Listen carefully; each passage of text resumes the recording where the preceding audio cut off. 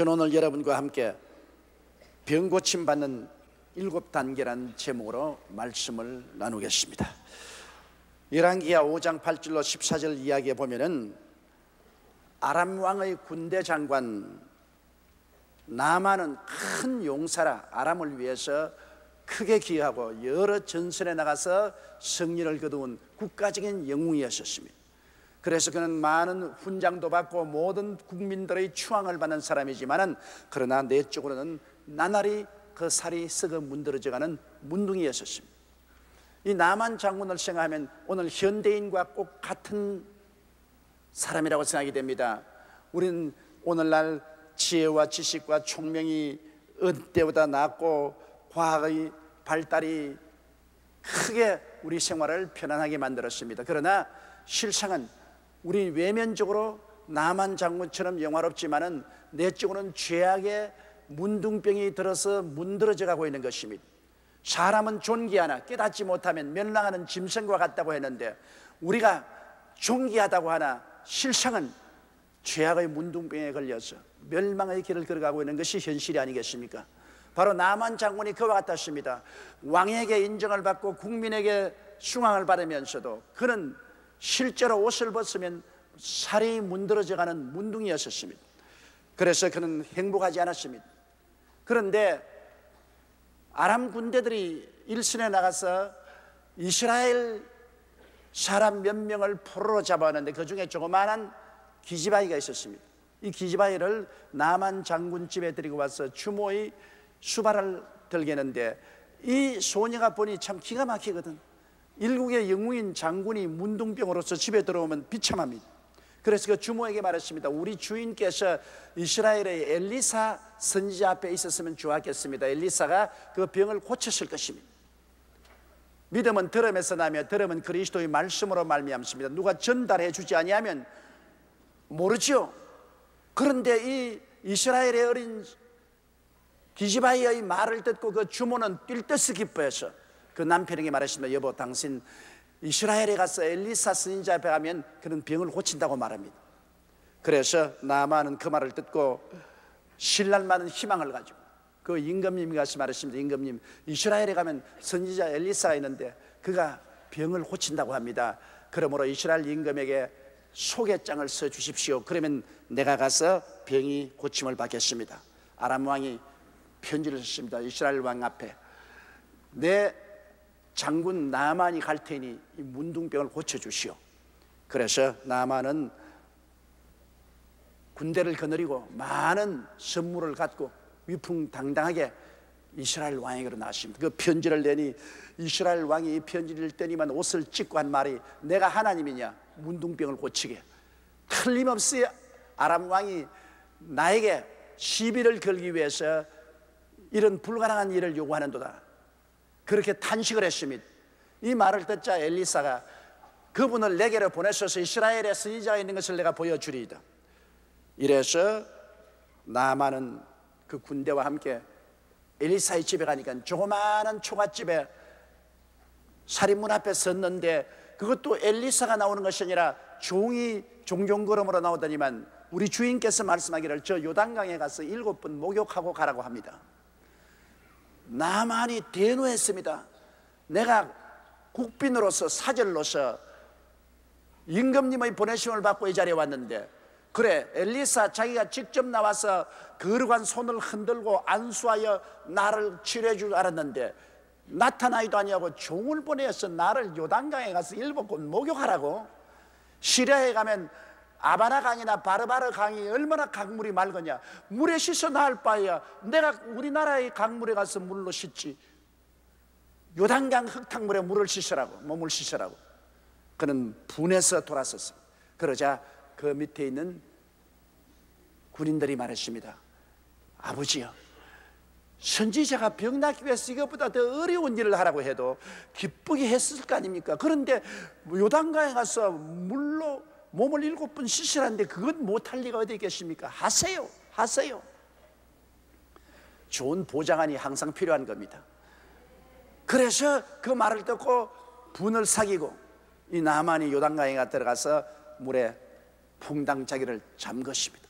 한번 잠기고 올라오니 온 물이 몸에 젖어서 아주 물에 빠진 쥐새끼 같이 됐습니다.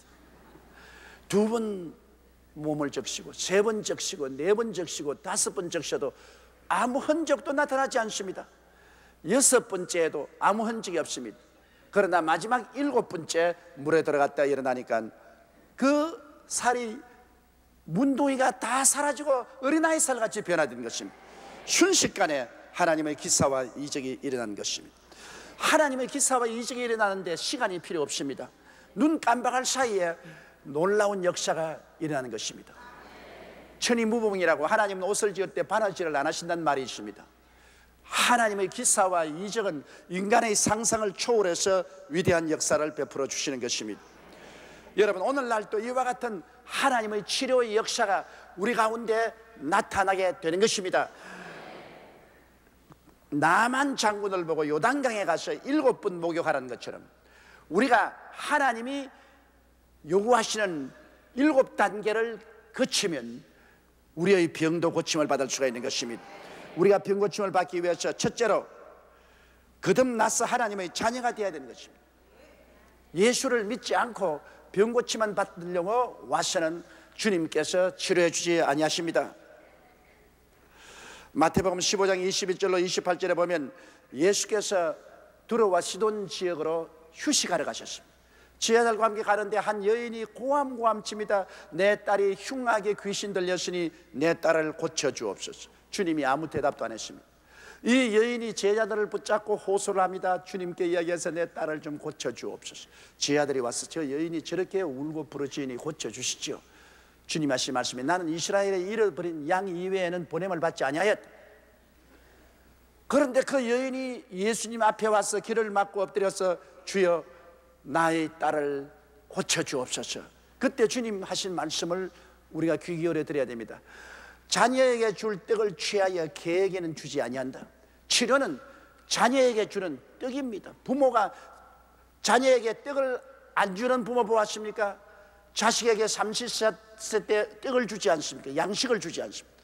자녀에게 주는 떡은 바로 치료인 것입니다. 치료는 마땅히 자녀들이 밥 먹듯이 주님이 주신다는 것입니다. 그러나 자녀 이외에 개에게는 주지 않는다고 그랬습니다. 이 스르보딩의 여인은 올소이다마는 개들도 자녀의 상 밑에 떨어지는 부스러기는 얻어먹습니다. 그 위대한 신앙 고백을 했기 때문에 주님이 오 여자여 내 믿음이 크도다. 내 믿은 대로 될지어다. 그래서 그는 비록 자녀가 아니었지만 그 위대한 믿음의 고백 때문에 부스러기를 얻어먹고 그 딸이 정신병에서 고침을 받았습니다. 여러분, 그러나 원래 주님은 병고침을 자녀에게 주는 떡이라고 말했습니다. 그러므로 우리가 예수 그리스도를 구주로 모시고 죄사함을 받고 성령으로 거듭나서 하나님의 자녀가 되면은 자녀로서 아버지에게 병고침을 달라고 기도할 수 있는 자격이 부여되는 것입니다. 자녀가 아니고 와서 병 고쳐달라고 하면 하나님께서는 병을 고쳐줄 의무와 책임이 없습니다. 자녀에게 떡을 주는 것은 부모의 책임이지만은 자녀가 아닌 사람에게 떡을 주는 것은 의무와 책임은 아닌 것입니다. 그렇기 때문에 우리가 병 고침 받기 위해서는 반드시 회개하고 예수를 구주로 모시고 하나님의 자녀가 되어야 되는 것입니다.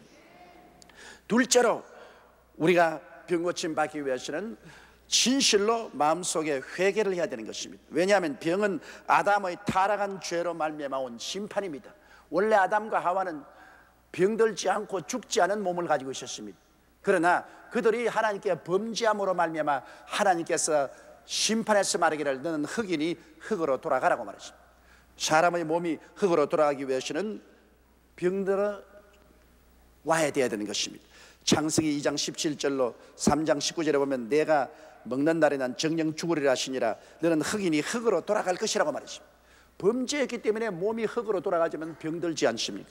로마서 5장 12절에도 한 사람으로 말미암아 죄가 세상에 들어오고 죄로 말미암아 사망이 왔다고 말했습니다. 죄 때문에 영도 하나님께로부터 분리되어 사망에 이르고 육체와 영이 분리되는 사망도 우리에게 다가오게 된 것입니다. 그러므로 온 세상의 죄는 바로 온 세상 사람들의 육체 병으로 그 열매를 맺고 있는 것입니다. 직접적인 죄로 병이 오기도 합니다. 아담과 하와로 말미암아는 간접적인 인류에 내린 형벌로서의 병이 있지만은 직접 내가 죄 지어서 당하는 하나님의 채찍의 병도 있습니다. 성경 요한복음 5장 14절에 보면은 38년 된 병자가 베데스다 연못가에 기다리다가 예수님을 만나고 그 병이 나았습니다. 그 이후에 예수께서 성전에서 그 사람을 만나 이르시되 보라 내가 나았으니 더 심한 것이 생기지 않게 다시는 죄를 범치 말라고 말했습니다. 이 사람은 38년 동안 병들었는데 그것은 죄 때문에 그렇습니다. 그러나 용서받고 고침받고 난 다음에 주님이 경고하셨습니다. 더 심한 것이 오지 않도록 죄짓지 말라고 그러셨습니다. 야고보서 5장 14절로 16절에도 보면 너희 중에 병든 자가 있느냐 저는 교회의 장로들을 청할 것이요 그들은 주의 이름으로 기름을 바르며 위하여 기도할지니라. 믿음의 기도는 병든 자를 구원하리니 주께서 저를 일으키시리라. 혹시 죄를 범하였을지라도 사하심을 얻으리라. 이러므로 너희 죄를 서로 고하며 병 낫기를 위하여 서로 기도하라. 의인의 간구는 역사하는 힘이 많으니라. 셋째로 우리가 병 고침을 받기 위해서는 치료에 대한 하나님의 약속을 알아야 됩니다. 하나님이 과연 나를 치료해 줄지 치료해 주지 않으실지 확실히 모르면 믿음을 가질 수가 없어요. 믿으면 들음에서 나며 들음은 그리스도의 말씀으로 말미암습니다. 예수님이 한번 길을 가시는데 문둥병자가 와서 무릎을 꿇어 말하기를 주의 뜻이면 나를 깨끗하게 하실 수 있나이다. 이 문둥병 환자는 자기가 병 고침 받는 것이 주님의 뜻인지 아닌지 몰랐습니다. 그러므로 확실한 믿음을 가질 수 없었습니다. 예수님이 내가 원하는 깨끗함을 받으라 한 적 즉시로 나왔습니다. 주님은 오늘 우리의 병을 고치기를 원하시는 것입니다. 이사야 53장 4절로 10절에도 그는 실로 우리의 질고를 지고 우리의 슬픔을 당하였거늘 우리는 승하기를 그는 징벌을 받아서 하나님께 맞으며 고난을 당한다 했노라. 야훼께서 그로 상함을 받게 하시기를 원하사 질고를 당케 하셨은즉 그 영혼을 속근 제물로 드리기에 이르면 그 실을 보게 되며 그 날은 길 것이요 또 그의 손으로 야훼의 뜻을 성취하라고 말씀하시므로 하나님 아버지께서는 우리의 병을 고치기를 원하셔서 그 아들 예수 그리스도가 상처를 입게 하셨다는 것입니다. 예수님이 우리의 슬픔을 걸머쥐고 우리의 병을 짊어지고 가도록 하신 것입니다. 그러므로 실제로 예수님은 2000년 전에 우리의 연약한 것을 친히 담당하시고 병을 짊어지고 가버렸기 때문에 법적으로 말한다면 2000년 전부터 우리는 고침을 받고 있는 것입니다. 오직 우리가 그 진리를 알지 못함으로 믿지 못하기 때문인 것입니다. 진리를 알지니 진리가 너희를 자유케 하려고 하셨으니 주님의 뜻을 분명히 알면 우리가 담대하게 믿을 수가 있는 것입니다. 마태복음 8장 16절로 17절에도 저물매 사람들이 귀신 들린 자를 많이 데리고 예수께 오거늘 예수께서 말씀으로 귀신들을 쫓아내시고 병든 자를 다 고치시니 이는 선지자 이사야로 하신 말씀에 우리 연약한 것을 친히 담당하시고 병을 짊어지셨다 하심을 이루리 하심이라. 주께서는 귀신을 쫓아내고 병든 자를 다 고쳤다고 말했습니다. 마가복음 16장 18절에는 믿는 자들에게 이런 표징이 따르니 저희가 내 이름으로 귀신을 쫓아내며 새 방언을 말하며 뱀을 집으며 무슨 독을 마실지라도 해를 받지 아니하며 병든 자에게 손을 얹은즉 나으리라고 말씀하신 것입니다. 그렇기 때문에 그리스도의 복음에는 확실하게 병 고치는 은혜가 있습니다. 여러분, 병 치료하지 않은 그리스도의 복음은 완전한 복음이 아닙니다. 천국의 기초는 치료에 있는 것입니다. 주님께서 회개하라 천국이 가까웠다 했는데 그 천국의 기초가 바로 치료에 있는 것입니다. 이러기 때문에 우리 주 예수 그리스도의 사역의 3분의 2는 병 고치는 데 보내신 것입니다. 넷째로 우리가 치료함 받기 위해서는 확신이 올 때까지 기도를 해야 됩니다. 사람들은 기도하지 않아요. 모든 것이 쉽게 이루어지기를 바라지 확신이 올 때까지 매달려 기도하지 않고 잠시 기도하다가 마음에 아무 증거가 없으면 그대로 포기하고 마는 것입니다. 마가복음 11장 24절에 그러므로 내가 너희에게 말하노니 무엇이든지 기도하고 구한 것은 받은 줄로 믿어라. 그리하면 너희에게 그대로 되리라고 했습니다. 받은 줄로 믿어질 때까지 기도하라는 것입니다. 여러분, 그냥 기도한 것이 아니라 기도하다가 내 마음속에 이제는 받았다, 이제는 하나님이 허락했다는 확신이 올 때까지 기도하라. 조금만 기도하다가 버리라는 말하지 않았습니다. 누가복음 18장 과부의 기도처럼 항상 기도하고 낭망치 말아야 됩니다. 이 과부는 불의한 재판관이 기도를 응답해 줄 때까지 계속해서 내 원수에 대한 원한을 갚아달라고 간청을 했습니다. 그 결과로 나중에 불의한 재판관이 내가 하나님을 두려워하지 않고 사람을 무시하나 이 여인이 와서 나를 늘 괴롭힘으로 내가 그 소원을 들어주겠다고 했습니다. 이처럼 우리가 간구하는 기도를 드려야 되는 것입니다. 다섯째로, 여러분, 병이 고침받기 위해서는 안수기도를 받는 것이 좋습니다. 장로나 목사는 기름을 바르고 기도하라고 야고보서 5장에 말했습니다. 야고보서 5장 14절에 너희 중에 병든 자가 있느냐? 저희는 교회의 장로들을 청할 것이요 그들은 주의 이름으로 기름을 바르며 위하여 기도할지니라. 장로들이 할 직분이 뭡니까? 여러분, 장로들은 그 지역에 약하고 병든 자를 신방하며 병든 자에게 기름을 바르며 위하여 기도해서 고쳐주는 이런 역할을 하는 것이 장로의 사역인 것입니다. 장로의 사역이란 사람들 위해 군림해서 지배하고 다스리는 것이 아닙니다. 병들고 고통당하는 자를 찾아가서 기름을 바르고 안수하여 치료해주는 그리스도의 치료의 사역을 하는 것이 바로 장로의 직분인 것입니다. 오늘날도 그러므로 우리 병든 자를 위해서 장로들은 기름을 바르며 위하여 기도해주고 치료의 역사를 해야 되는 것입니다.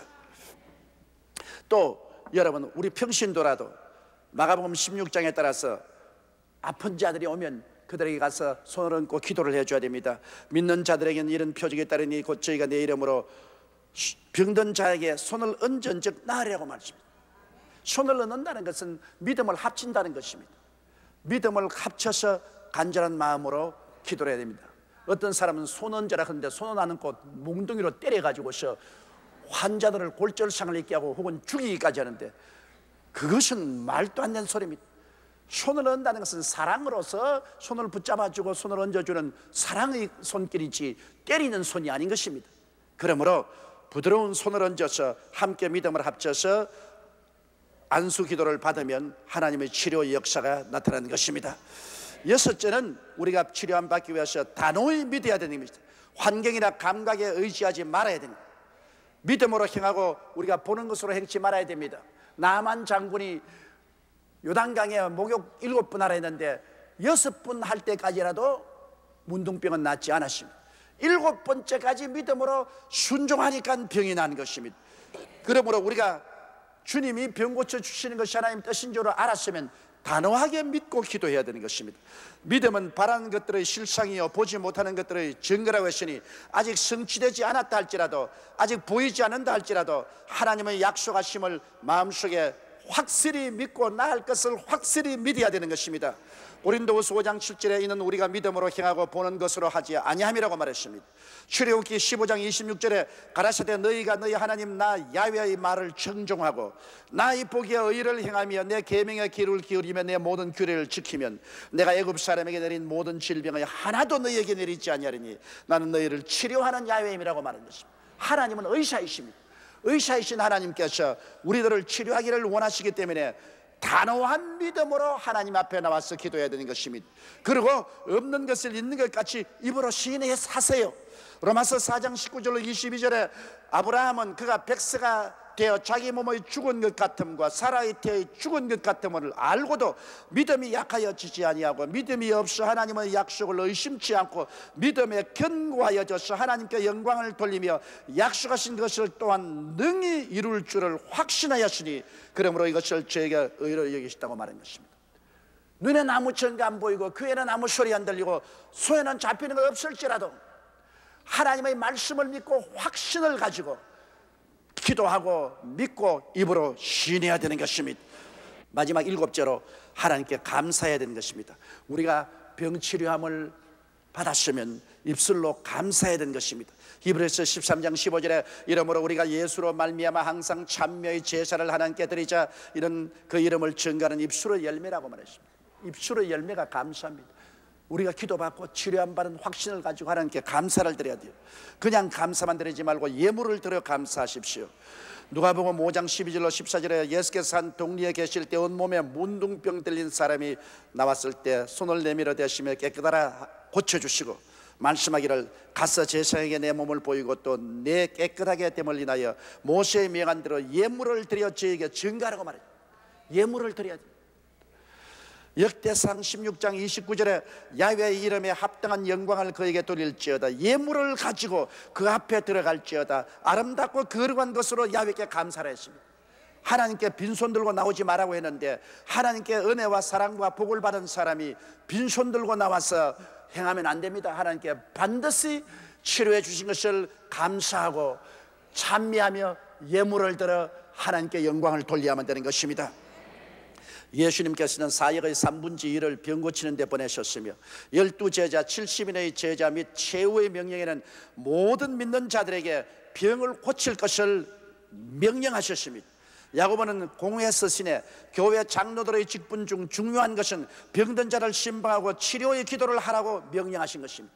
그러므로 하나님은 얼마나 간절히 우리가 죄사함 받고 구원받는 것과 함께 병 고침을 받고 건강하게 살기를 원하신다는 것을 성경에 보여주고 있는 것입니다. 사랑하는 자여, 내 영혼이 잘됨같이 범사에 잘되며 강건하기를 내가 간구한다고 말씀하신 것입니다.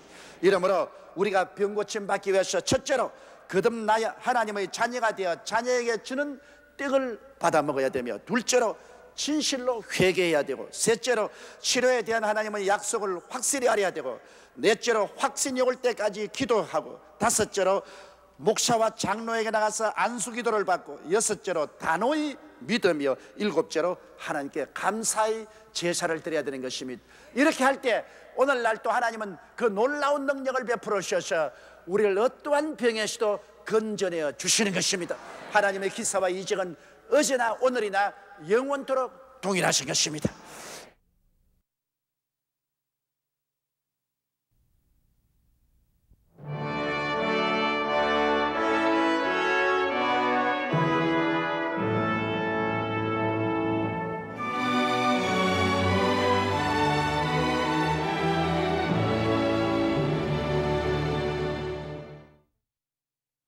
저는 오늘 여러분과 함께 생수의 강이란 제목으로 말씀을 나누겠습니다. 선지자 에스겔은 환상 중에서 훗날 천년왕국 시절에 일어날 한 일을 보게 되었습니다. 저 그때 하나님의 보좌 밑에서 생수의 강이 시작되어 큰 강물을 일어 넘쳐 내리는 것을 보았습니다. 그 강가에는 푸른 나무숲과 각종 열매 맺는 나무가 무성하게 되며, 그 강이 흐르는 곳에 각종 어족이 번성하며, 이 물이 흘러들어가므로 바닷물이 소성하게 됨을 얻고, 이 강이 이런